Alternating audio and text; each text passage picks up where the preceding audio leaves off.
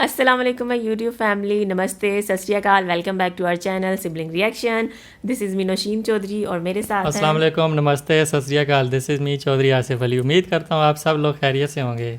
अस्सलाम वालेकुम, नमस्ते, सत श्री अकाल। दिस इज़ मी संबल चौधरी। जी, तो भी होप्स हो कि आप सब लोग ठीक होंगे, मज़े में होंगे। तो सबसे पहले मैं आपसे कहूँगी कि मैंने जो है व्लॉग चैनल बनाया है, तो उसमें मैं आपको पाकिस्तान की, अपने सिटी की थोड़ी बहुत सैर करवाऊँगी। अभी तो मैंने उस पर एक ही व्लॉग डाला है, तो अगर आप लोगों को अच्छा लगा, अप्रिशिएट किया, तो उसमें और भी डालूँगी। तो इसलिए मैं आपसे यही कहूँगी कि जाएँ और जाके देखें और मुझे बताएँ कि कैसा लगा। और आज जो हम आपके लिए वीडियो लेके आए हैं उसका नेम है, आज जो वीडियो लेके आए हैं, India versus Pakistan who will win military comparison. Oh अल्लाह ना करे कि जंग हो, लेकिन इसका आ रहा था, रिकमेंडेशन आ रही थी, तो उस पर हम रिएक्ट करने जा रहे हैं। पीस ही होना चाहिए वैसे दोनों कंट्रीज़ में। हाँ, पीस जितना हो, अमन हो दोनों मुल्कों में, तो तभी इंसान जो है खुश रह सकते हैं, पुरसुकून रह सकते हैं। तो वीडियो स्टार्ट करने से पहले कहूँगी कि वीडियो को लाइक कर लें, चैनल पे नहीं हो तो चैनल को सब्सक्राइब कर लें और बेल आइकन को हल्का सा प्रेस कर लें, ताकि हमारी आने वाली हर वीडियो का नोटिफिकेशन आप तक पहुँच सके और आप टाइमली वीडियो देखें। Let's start the video. 3, 2, 1 start. It's the conflict that many have called a possible prelude to World War III, and one that's already played out multiple times over the last 70 years. India versus Pakistan, a clash of powers that, if both sides fully committed to, would be the largest armed conflict since World War II. But which side really has the upper hand? And what would a conflict end up looking like between these two intense rivals? India and Pakistan's relationship is a rocky one, to say the least, with both sides feuding against the other ever since Britain pulled out of the region after World War II and created the two separate states. All matter of border and culture conflicts resulted in a neighborhood commonly called the most dangerous in the world. A potential conflict zone more likely to result in all-out war than even the borders between NATO and Russia, or even China and Taiwan. Historically, Pakistan has suffered repeated defeats in its wars against India, although it's also achieved key strategic smaller-scale victories amongst the no-man's land that borders the two nations. In the early 2000s, a new security partnership with the United States made many Indians nervous, as it was believed such a partnership might lead to an influx of American military equipment and training, greatly improving the capabilities of the Pakistani military. Soon, though, American intelligence officials realized that Pakistan was double-dealing them, aiding Taliban forces in Afghanistan and even sheltering them from American strikes. Pakistan never had any interest in the Taliban being ousted from Afghanistan, despite taking hundreds of millions of dollars from the US for its cooperation. For Pakistan, the Taliban was a vital strategic buffer between itself and Iran, whom hated the Taliban. It quickly became clear that the US and Pakistan would not become close partners after all, and instead a growing relationship between the US and India, the world's most powerful democracy and the world's largest democracy, put Pakistan on the back foot. Now the nation relies on its arsenal of nuclear weapons to fend off Indian forces, and continues to finance and aid terrorists to strike against Indian targets across the border. For its part, India's patience is running incredibly thin. And one more attack, such as that in Mumbai in 2008, which was coordinated by Pakistani intelligence, will almost certainly lead to a swift and overwhelming Indian response. In case of a war, Indian forces are over twice as large as Pakistan's, with a military made up of 1.444 million personnel versus 654,000. India's reservist pool is also much larger, with 2.1 million reservists able to be called up quickly into active service versus Pakistan's 550,000.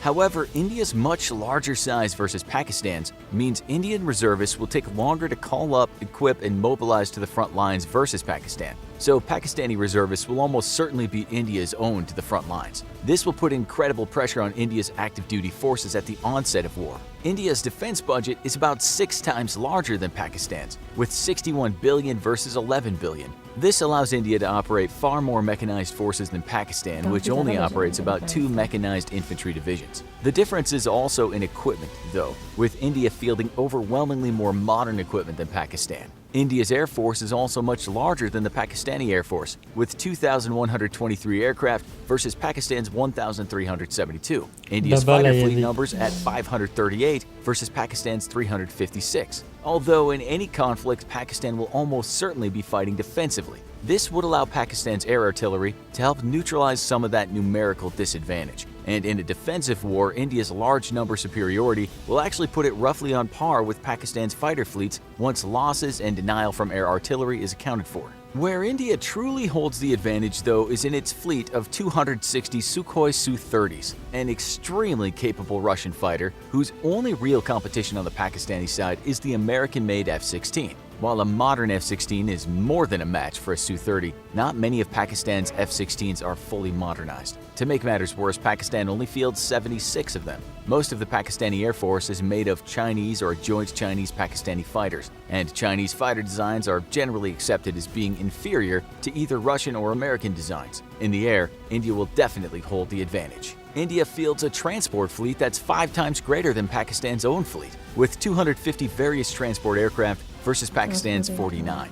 Backed up with a helicopter fleet that's twice the size of Pakistan's, with 722 helicopters versus 346. India has a crucial advantage in air mobility that Pakistan can't match. This will make the movement of heavy equipment and infantry through the mountainous northwest border of India possible, and while easily defended, will favor an Indian offensive in the region.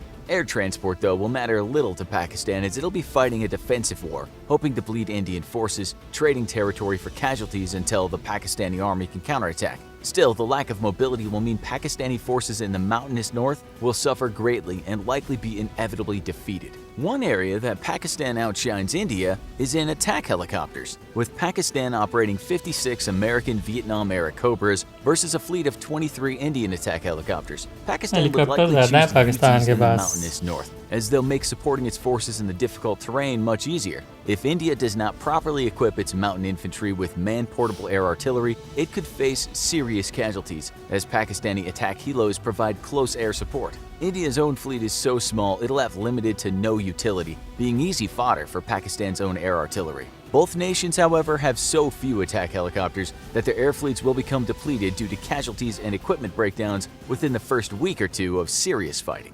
The bulk of the fighting between the two nations will happen on land, and this means that the most important element of either nation's military will be its main battle tank fleet. Here again, India outnumbers Pakistan nearly 2-1, with 4,292 tanks versus Pakistan's 2,200. Both nations' tanks vary in modernity, but both nations' tanks are mostly very capable platforms. India's main tank is the Soviet-built T-72, with modern upgrades. Until Desert Storm, analysts feared that the T-72 would be a formidable threat to the American Abrams and the British Challenger. The short but intense war, however, showed that T-72s were all but utterly obsolete versus Abrams or Challengers, scoring not a single kill in the entire conflict, while American and British tanks decimated hundreds in return.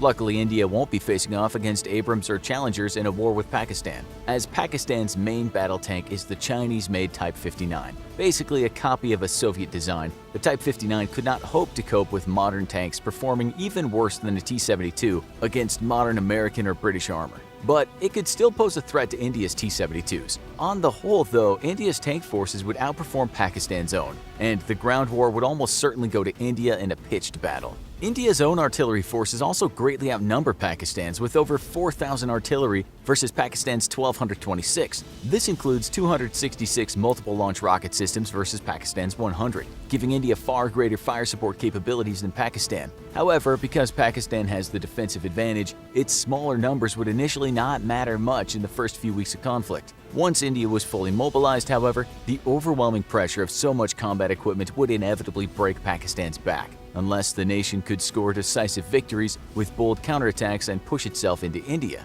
India's navy is also far more powerful than Pakistan's navy, with 285 vessels versus Pakistan's 100. This includes 1 Indian aircraft carrier, with Pakistan fielding 0. The ability to project air power out to sea would make it suicidal for Pakistan to seek a naval confrontation with India, and Pakistan's own ships would likely fight a defensive war close to the shore and not venture into the Indian Ocean at all. With 0 destroyers versus India's 10 and 8 submarines versus India's 16, Pakistan does not have a hope of winning a naval war. So, how would a war play out between the two nations? Who would win? India's inability to respond properly to the 2008 Mumbai terror attacks led it to completely rethinking its war strategy against Pakistan. The terror attacks were quickly traced back to the Pakistan intelligence services, who had trained and equipped the terrorists, but the Indian military was unable to respond quickly enough to punish Pakistan for the attack without taking massive casualties. That's because by the time the link was discovered, Pakistani forces had already moved into defensive positions along the border with India. To prevent this from happening again, India focused on a warfighting concept it's calling Cold Start. The aim of Cold Start is to rapidly mobilize border forces to push into Pakistan and deny advantageous defensive positions to the Pakistani military, in effect opening up a corridor for follow-on Indian forces to pour through. The most important aspect of Cold Start, though, is to move rapidly enough and deep enough into Pakistan's territory that it'll deter the nation from using its tactical nuclear weapons arsenal against the Indian military. Currently, India operates under a strict no-first strike policy and will only use nuclear weapons in retaliation. Pakistan, however, understands that it is the inferior power to India and thus maintains a defensive first strike policy, meaning that it'll use nuclear weapons in a defensive manner in order to fend off the superior Indian military. India's goal, therefore, is to push deep enough into Pakistan that it will deter the nation from using nuclear weapons on its own soil. This also means taking a limited number of objectives rather than going for a decapitation strike and eliminating the Pakistani leadership. Given the technological and numerological superiority of the Indian military, it's more than capable of carrying the strategy out, at least on paper. While India has plenty of experience fighting against Pakistan, it has never executed such a massive offensive, and it is unknown if it has the experience, expertise, and equipment to pull off such a massive logistics-dependent operation. If Cold Start were to fail, it would be a strategic disaster for the Indian military, as it would leave Indian forces bunched up on the border and at the mercy of Pakistani nuclear strikes. Of course, that would inevitably invite a nuclear response from India, further escalating the conflict. If Cold Start succeeds, though, Pakistan would be all but neutralized and forced to come to a peace table under India's terms. Removing nuclear weapons from the equation only makes an Indian victory even more certain. And it's sure that without Pakistan resorting to large-scale use of nuclear weapons, it cannot hope to stand against India's military. With few friends on the international stage thanks to its sponsorship of terrorism, Pakistan is also unable to call upon powerful friends to help it in case of war, although China might perhaps be interested in responding to Pakistan's call for aid. Given China's antagonistic relationship with India and the fact that India sits right on China's jugular in terms of trade routes that pass through the Indian Ocean, China's got a lot to gain from a military defeat and weakening of India. A Chinese intervention, however, would almost certainly draw an American one, coming to the defense of a strong international partner and fellow democracy. This would spiral the conflict from a regional one into a full-blown major theater war. While the end result would still almost certainly be a combined Indian-American victory, India's military would be hard-pressed to pursue offensive objectives in Pakistan and hold off Chinese forces long enough for America to respond. Luckily, there is little favorable terrain for a major ground offensive from China into India or vice versa, so India would have plenty of time to hold off Chinese assaults until American forces put pressure on China from the Pacific. In a stand-up one-on-one war, though, there's no doubt that India would win any conflict with Pakistan. जी तो friends, ये था आज का video. इसकी काफ़ी ज़्यादा request आ रही थी। वैसे तो हम इस तरह की वीडियोस नहीं बनाते क्योंकि हम चाहते हैं कि दोनों मुल्कों में पीस रहे, और वैसे भी जो है न्यूक्लियर पावर है दोनों कंट्रीज़ के पास, तो इस वजह से बहुत सारे लोग प्रिडिक्शन यही करते हैं कि कोई कभी जंग नहीं होगी, क्योंकि अगर होगी तो फिर तो दोनों तरफ बहुत तबाही होगी, और हम भी यही चाहते हैं कि ना हो। और दूसरा, जो वेपन्स की बात कर रहे थे, तो वेपन्स नो डाउट इंडिया के पास ज़्यादा हैं, लेकिन वो कहते हैं कि जंगें जो हैं वो हथियारों से नहीं लड़ी जाती, जज्बे से लड़ी जाती हैं, तो जिसका जज्बा ज़्यादा होगा वही जंग जीतेगा। जंग होनी नहीं चाहिए। जैसे आप इंडिया में रहते हैं, तो अगर आप पे कोई हमला करेगा तो आप उसको रिस्पॉन्ड करेंगे। इसी तरह से हम भी यही चाहते हैं कि ना हमें कोई छेड़े, ना हम किसी को छेड़ दें, क्योंकि जंग होगी दोनों साइड नुकसान होगा। बहुत से लोग बोलेंगे कि इंडिया के पास ज़्यादा आर्मी है, ज़्यादा उनके पास चीज़ें हैं, लेकिन अभी ये जो ज़माना है ये न्यूक्लियर का ज़माना है। तो पाकिस्तान छोटा मुल्क है, जैसे उन्होंने वीडियो में भी बताया कि इंडिया तब तक हमला नहीं करेगा जब तक इंडिया पे कोई हमला नहीं करेगा। और पाकिस्तान ने भी यही बोला है कि हम सिर्फ अपने डिफेंस के लिए हमला करेंगे। तो ये अच्छी चीज़ है कि दोनों साइड से सेंसिबल बातें आई हैं लीडर्स की तरफ से कि ये सिर्फ हमने जो एटमी हथियार हैं अपनी हिफाजत के लिए रखें, हम यूज़ नहीं करेंगे। और जंग होनी भी नहीं चाहिए, क्योंकि आप कनाडा में जाएँ, अमेरिका में जाएँ, उनके बॉर्डर्स पे फेंसिंग भी नहीं है, वो फ्रेंडली रह रहे हैं, और हमें इन चीज़ों में उन्होंने डाला हुआ है। अपने जो हथियार हैं, उनके हथियार, उनकी बंदूकें, वो हमें बेचते हैं, हम मंडी हैं उनकी, इंडिया और पाकिस्तान। तो हमारे लीडरों को ये बात समझनी चाहिए कि इसमें बेनिफिट तो उनका है, अवाम पे तो पैसा नहीं लग रहा, उसका आप असला ख़रीद रहे हैं, चीज़ें ख़रीद रहे हैं, और अवाम दोनों मुल्कों की गरीब है, इतनी अमीर तो नहीं है। तो ये चीज़ें कम होनी चाहिए, फ्रेंडली माहौल होना चाहिए और जंग नहीं होनी चाहिए।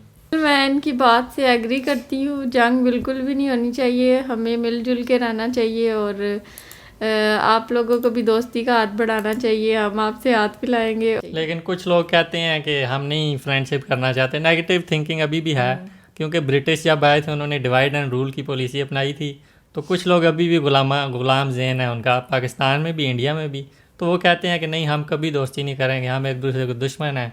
तो उन लोगों की वजह से ठीक है आज तक 70 साल से दोनों मुल्कों में ये मसले चल रहे हैं, ना ट्रेड हो रहा है ना कुछ हो रहा है। तो ये चीज़ें नहीं होनी चाहिए। ब्रिटिश ने तो अपना रूल करके चले गए और हम आज भी उन चीज़ों में कुछ लोग पड़े हुए हैं। ठीक है, कुछ पढ़े लिखे लोग हैं जो समझ गए हैं इस चीज़ को, लेकिन कुछ लोग अभी भी बीमार जहन के लोग हैं जो बस नेगेटिव कमेंट्स ही करते हैं दोनों साइड से। तो ऐसा नहीं होना चाहिए। तो वी होप सो आपको वीडियो अच्छा लगी होगी। अगर अच्छी लगी हो तो लाइक कर लें, चैनल को सब्सक्राइब कर लें न्यू हैं तो। मिलते हैं नेक्स्ट वीडियो में। Till then stay healthy, stay wealthy, stay awesome. अल्लाह हाफिज़। नो वार।